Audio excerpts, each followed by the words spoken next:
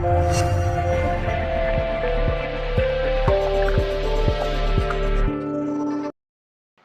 दोस्तों, कैसे हैं आप सब लोग। आपका बहुत बहुत स्वागत है मेरे YouTube चैनल में। आज हम जिस टॉपिक पे बात करने वाले हैं उससे कई बच्चे कंफ्यूजन में हैं कि हमारा रिजल्ट का क्या होगा, क्या नहीं होगा, किस तरह से हम पास होंगे, किस तरह से मार्किंग होगी। तो उसके विषय में मैं आज आपसे बात करने चाहता हूँ कि CBSE का रिजल्ट किस तरह से आपका बनेगा। तो मैं आपको बाय प्रूफ बताऊंगा कि आप चाहे तो आप घर पे भी इस रिजल्ट को बना सकते हैं, उसको ट्राई कर सकते हैं कि किस तरह से आपका रिजल्ट बनेगा। ठीक है, तो आप खुद घर पे अपनी 10th की मार्कशीट लीजिए और उसको आप रिजल्ट को खुद देखिए कि किस तरह से आपका परसेंटेज बन सकता है। ठीक है, तो मैं आपका बहुत बहुत एक बार फिर स्वागत करता हूँ इस शो में। और मेरा नाम है शेखर कश्यप। मेरे चैनल पे काफी सारे वीडियोस आपको मिल जाएंगे, आपके IIT JEE नीट वाले जो अभी चालू है ये काम, तो आप उसको भी देख सकते हैं। चलिए अब हम टॉपिक पे आते हैं कि हमारा जो आज का टॉपिक है कि कैसे 30, 30 और 40 ये जो निकाला है फॉर्मूला सरकार ने, इस पे किस तरह से हम अपना रिजल्ट देख सकते हैं। ठीक है, तो मैं आपको एक डेमो की तरह बताऊंगा। मान लीजिए कि आपके सामने एक ये मार्कशीट है, ये आपकी 10th की मार्कशीट है, आप मान लीजिए इसमें। तो आपके पास क्या है कि इसमें काफी सारे सब्जेक्ट हैं, है ना। 5 सब्जेक्ट होते हैं जो वो आपके पास इसके अंदर हैं। पहले देखिए आपके पास 2 लैंग्वेजेस होंगी, तो 2 लैंग्वेजेस होंगी जो जिसमें से पहली जो लैंग्वेज है, मान लीजिए आपके 10th में उसमें 70 मार्क्स आए हैं, जो आपको दिख रहे होंगे फर्स्ट नंबर पे 70 मार्क्स हैं इसके अंदर। और सेकंड लैंग्वेज जो है उसके अंदर आपके 63 मार्क्स हैं। फिर आपका सब्जेक्ट आता है साइंस। साइंस के अंदर आपके 80 मार्क्स हैं और मैथमेटिक्स के अंदर आपके 62 मार्क्स है और सोशल स्टडी के अंदर मान लीजिए आपके 65 मार्क्स है।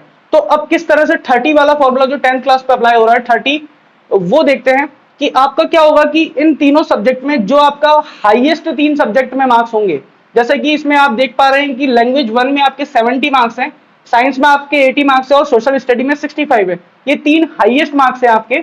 इन तीनों को ऐड किया जाएगा और 3 से डिवाइड किया जाएगा, यानी कि इनका हाईएस्ट का मीन निकाला जाएगा। ये जो मीन निकला है, ये जैसे मान लीजिए 70, 80 और 65 का जो मीन आया है 215 डिवाइडेड बाय 3, है ना, 215 डिवाइडेड बाय 3, इसका जो मीन आया 21.5 आया। अब इसको आप दिमाग में लेके चलिए कि 21.5 जो है ये मीन आपका आ गया है। आपको दिख रहा होगा कि मार्कशीट में जो एंड में रेड कलर से लिखा हुआ है वो 21.5 जो है वो 10th क्लास का आपका मीन है और वो 30% में आपका काउंट होगा। ठीक है, अभी कैसे आगे ऐड होगा इसके लिए आप पूरा वीडियो देखिए, आपको पूरा समझ में आएगा कि किस तरह से मैंने आपको समझाने की कोशिश की है। देखिए आगे इसके बाद आपके पास आएगी 11th क्लास की मार्कशीट। देखिए 11th क्लास की मार्कशीट आपके सामने है। ठीक है, अब 11th में आप सब्जेक्ट चूज करते हैं। 2 तो आपके पास लैंग्वेजेस होती हैं, है ना, जैसे हिंदी इंग्लिश हो गई, 2 लैंग्वेजेस हो गई। और इसके अलावा आपके पास 3 सब्जेक्ट होते हैं कोई जो आपके मेजर सब्जेक्ट होते हैं। जैसे मान लीजिए किसी के पास फिजिक्स, केमिस्ट्री और मैथमेटिक्स या बायो में से कुछ भी हो सकता है, मैथमेटिक्स या बायो ऑप्शनल होते हैं, तो इन दोनों में से कोई भी आप एक चॉइस करते हैं। ठीक है, तो फर्स्ट जो लैंग्वेज होती है मान लीजिए कि उसमें आपके 50 मार्क्स हैं। ठीक है, फर्स्ट लैंग्वेज में 50 मार्क्स आए 11th क्लास में। ये फाइनल की बात कर रहा हूं दोस्तों मैं, फाइनल एग्जाम में आपके 50 मार्क्स आ गए हैं और लैंग्वेज 2 जो है वो आपके 75 मार्क्स उसमें आ रहे हैं। और फिजिक्स में आपके मान लीजिए 55 है और केमिस्ट्री में आपके 65 है और बायोलॉजी या मैथ जो भी आपके पास है उसमें आपके पास 75 मार्क्स आए। ये आपका 11th की मार्कशीट है। ठीक है, अब इसमें से आप किस तरह से 30% निकालेंगे, तो देखिए हर सब्जेक्ट के मार्क्स का 30% आप निकालिए। जैसे 50 का आप 30% निकालेंगे तो आपके पास हो रहा है 15 मार्क्स। ठीक है, और 75 का 30% निकालेंगे तो आपके पास हो रहा है 22.5 और 55 का अगर आप 30% निकालेंगे तो आपके पास हो रहा है 16.5। इसी तरह से 65 का आप जब 30% निकालेंगे तो 19.5 हो रहा है, 75 का 30% निकालेंगे तो 22.5 हो रहा है। तो आपके सामने एक टेबल है 30% ऑफ मार्क्स की, 15, 22.5, 16.5 और 22.5 आप देख पा रहे हैं। ठीक है, तो ये आपका 30% किसका हो गया, 11th क्लास का। तो आपके 10th में एग्जाम हुए, वहां से जो 30% निकला है वो कैसे निकला है, आपका एवरेज करके निकला है। ठीक है, तो एवरेज आपका निकला है जो वो आपका 21.5 आया था और यहाँ पे हर सब्जेक्ट का 30% हमने निकाल लिया।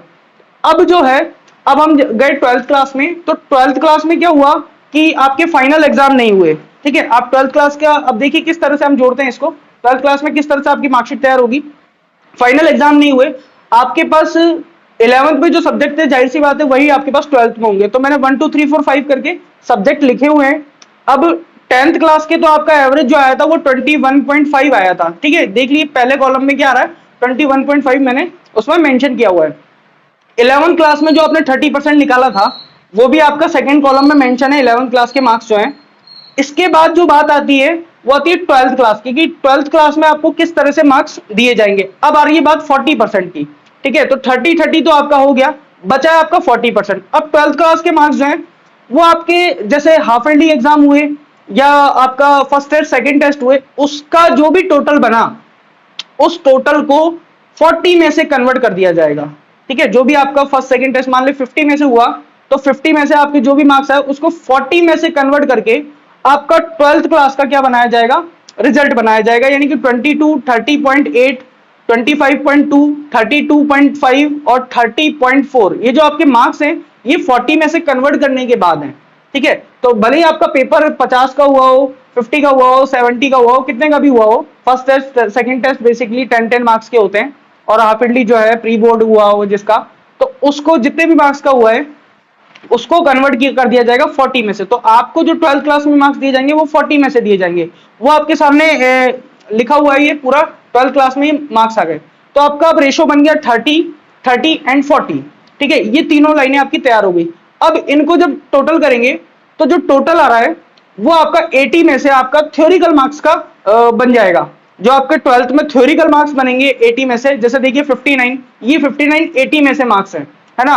और सेकंड सब्जेक्ट में आपके 75 है, आप देख पा रहे होंगे। सेकंड टोटल में बात कर रहा हूं मैं, 63 जो है वो आपका 80 में से 63 मार्क्स थर्ड सब्जेक्ट में, 73 थर्ड सब्जेक्ट में 80 में से मार्क्स है, और इसी तरह से फिफ्थ सब्जेक्ट में मार्क्स है वो 75 है। ठीक है, जो टोटल आपका बन रहा है ये सारा का सारा टोटल कहां से है, सारा का सारा टोटल 12th क्लास में 80 मार्क्स में से, जबकि इसमें 10th क्लास में से 30% लिया गया, 11th क्लास में से 30% लिया गया, और 12th क्लास के सभी एग्जामों का 40% निकाल के, यानी कि 40% ये का मतलब ये कि उस नंबरों को 40 में से दिया गया है, तो वो आपके पास जो आ गए वो 12th क्लास के मार्क्स आ गए।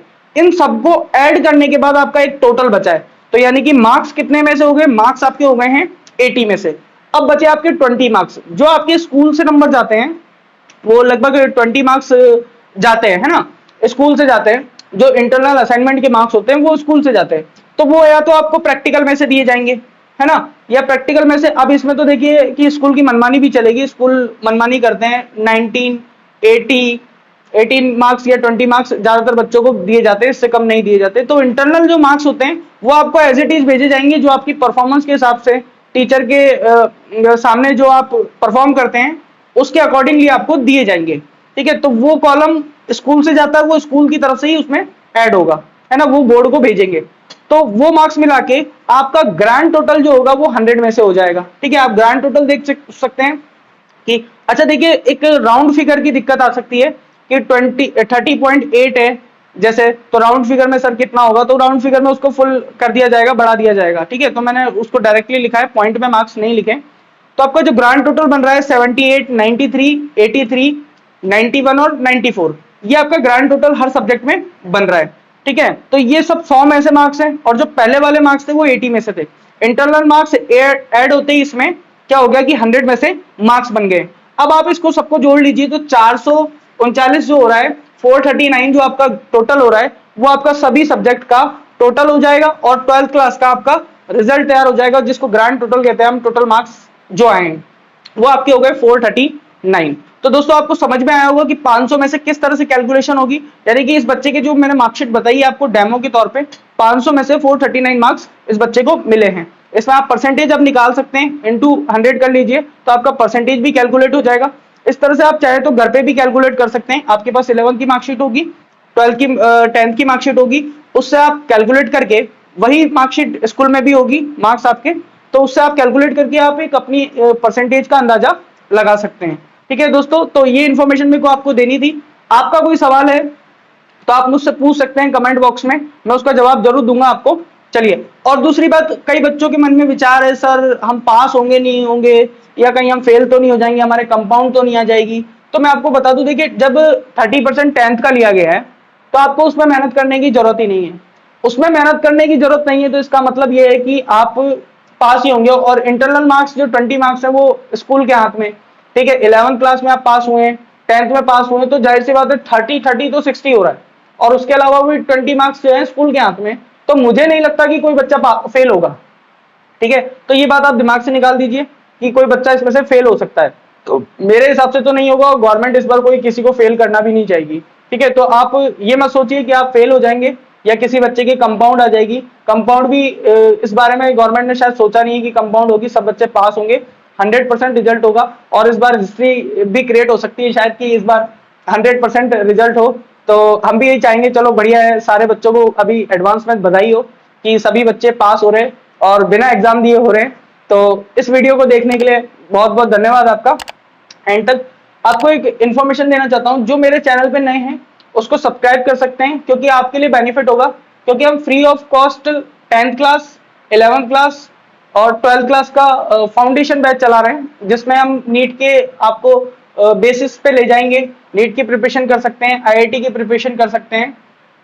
9th क्लास से फाउंडेशन चालू होता है, 9th के बैचेस भी जल्दी आ जाएंगे आपके सामने। तो आप मेरे चैनल को सब्सक्राइब करें, और ये वीडियो अच्छी लगी हो और आपको इन्फॉर्मेशन अच्छी लगी हो तो मेरे वीडियो को भी आप लाइक करें। मैं यही कहना चाहूंगा कि सभी बच्चों को बधाई हो, और जो भी रिजल्ट आएगा उनके हित में ही होगा, आप टेंशन मत ना लें। Thank you so much.